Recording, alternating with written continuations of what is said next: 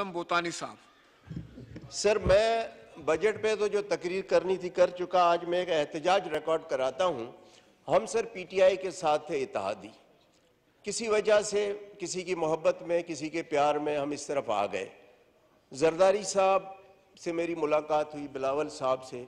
हमने कहा जी मुझे न वजारत चाहिए, न ओहदा चाहिए, कुछ नहीं, मुझे इलाके के लिए डेवलपमेंट चाहिए। जरदारी साहब ने एहसन इकबाल को कहा, जरदारी साहब की उसने नहीं मानी।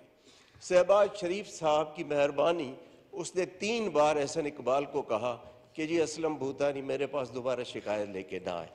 फिर भी जब किताब छपी, पीएसडीपी की कोई स्कीम नहीं थी। फिर जब पीएम के सामने एहतजाज किया, वहाँ भी एहसन इकबाल साहब जज्बाती हो गए। सरदार अयाज सादिक मौजूद थे, वो गवाही देंगे।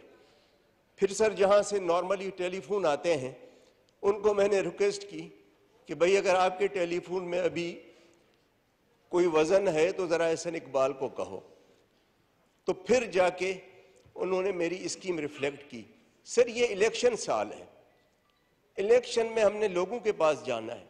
अब सर अगर 40 करोड़ की आप स्कीम देते हैं, 8 करोड़ उसकी एलोकेशन करते हैं, तो ये 5 साल में कंप्लीट होगी ना।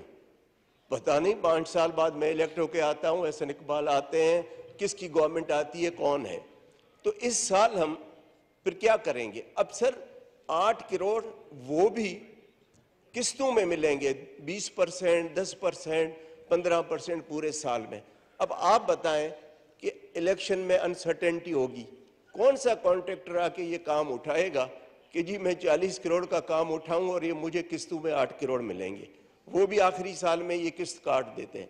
सर जब पीटीआई के साथ थे मिले, और न सिर्फ मिले बल्कि 100% एलोकेशन थी जो आखिरी साल एहसन इकबाल ने काट दी। और फिर एहसान किया कि मैं आपको पैसे देता हूं। मैंने कहा जी ये तो वो देकर गए हैं ना, इसमें आपका कौन सा एहसान काट के दे रहे। फिर कहते हैं कि जी जो कॉन्स्टिट्यूएंसी फंड है पीएसडीबी में जिसकी स्कीम होगी उसको नहीं देंगे। तो सर हम इलेक्शन में कैसे जाएंगे। हम खुदा की कसम सर वहां खुश थे, ये जरदारी साहब की मोहब्बत में आ गए।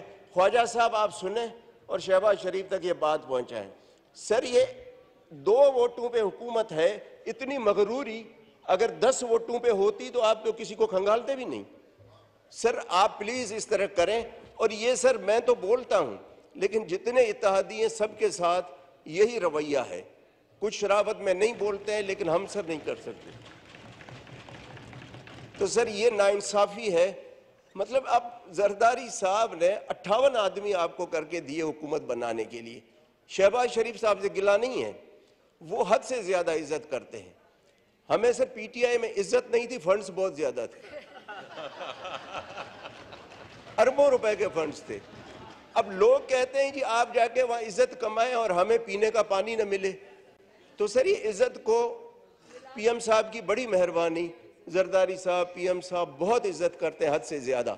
लेकिन सर आप इनको बुलाएं एहसन इकबाल साहब को, नहीं तो सर ये 1 साल रोजाना मैं असेंबली में एहतजाज करूंगा ताकि मेरे लोग सुने कि क्या हो रहा है। और ख्वाजा साहब और सरदार अयाज सादिक साहब बैठे हैं। सरदार अयाज सादिक को पता है कि क्या हमने बात की, फिर भी उसने नहीं डाली। फिर टेलीफोन करवा के डलवाई और फिर भी उन्होंने लॉलीपॉप दिया 20%। अब आप बताएं कि इस तरह तो हुकूमतें नहीं चलती है ना। जनाब का पॉइंट रजिस्टर हो गया। सर सरदार अयाज को भी पता है और ख्वाजा साहब दोनों को पता है। Thank you ji.